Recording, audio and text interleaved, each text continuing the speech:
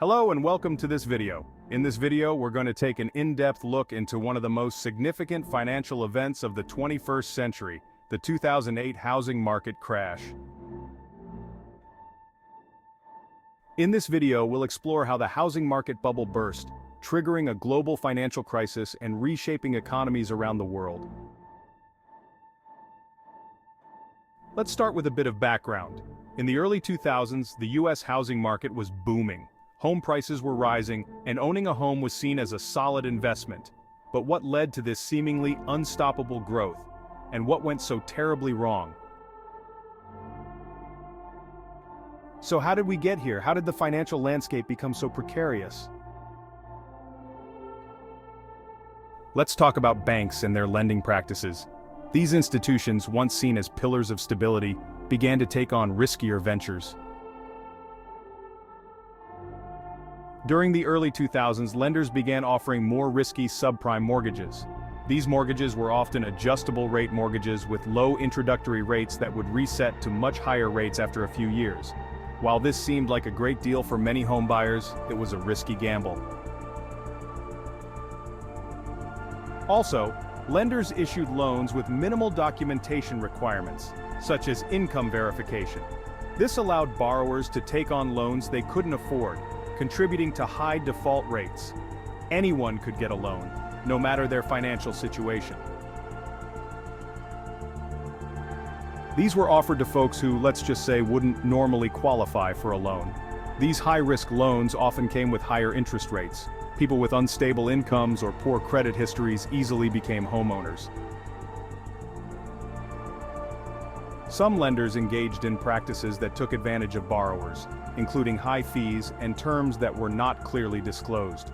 This often targeted vulnerable populations. Banks bundled risky mortgages into complex financial products, mortgage-backed securities and collateralized debt obligations, and sold them to investors. The risk was spread throughout the financial system, making the crisis more severe. All these were main recipes for the disaster, and banks were more than happy to keep cooking. The more loans they handed out, the more profit they made, at least in the short term. But as debt levels rose and the economy started to wobble, the cracks in this system became obvious. The financial crisis was inevitable.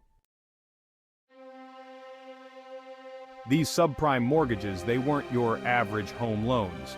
They were designed to look appealing, especially to those who were desperate to own a home but couldn't qualify for traditional loans.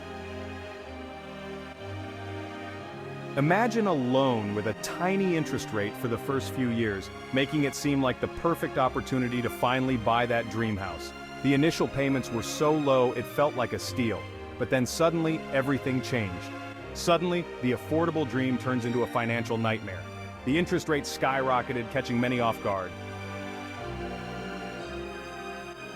People were lured in by the initial low rates, not realizing they'd never be able to afford the payments once the rates reset.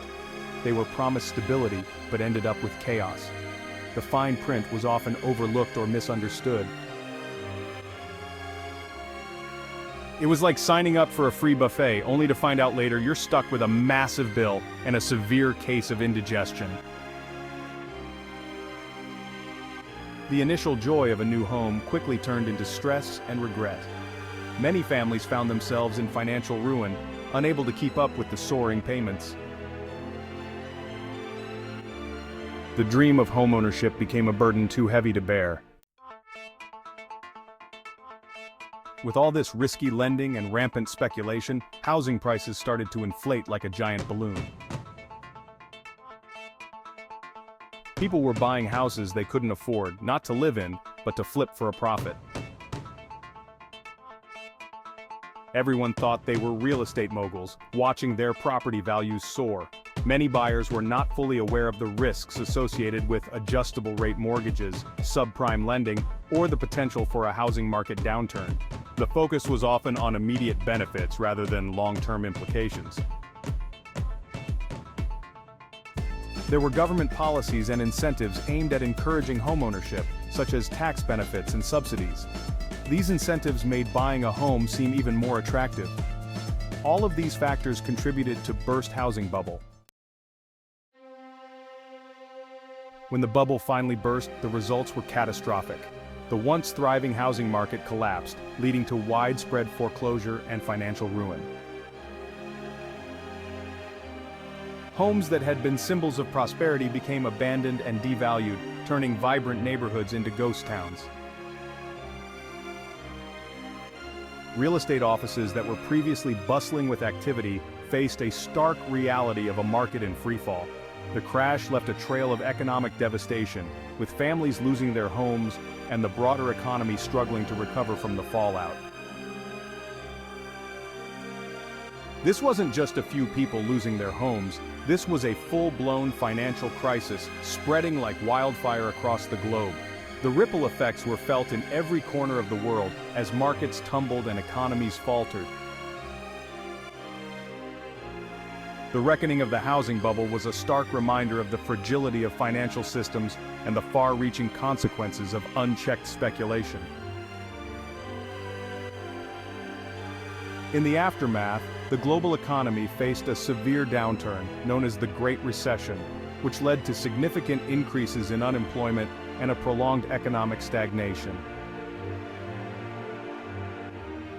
Governments and central banks around the world intervened with large-scale bailouts and stimulus measures to stabilize financial systems and support economic recovery.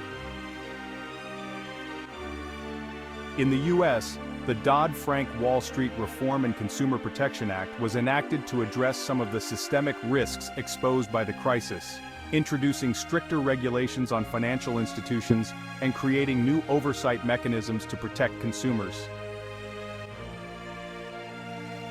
The housing market did eventually recover, but the process was slow and painful.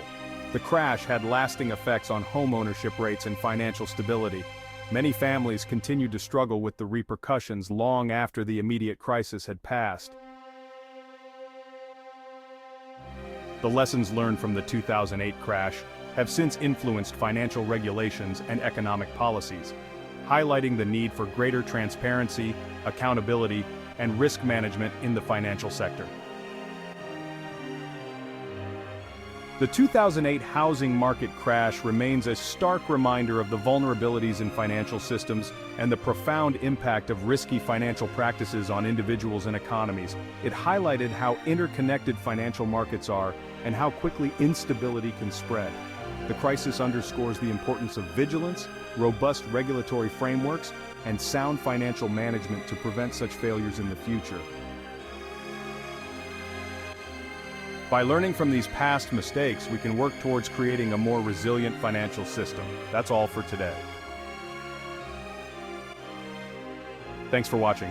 If you found this video helpful or interesting, please give it a thumbs up and subscribe to stay updated with all our latest content. Your subscription means a lot to us.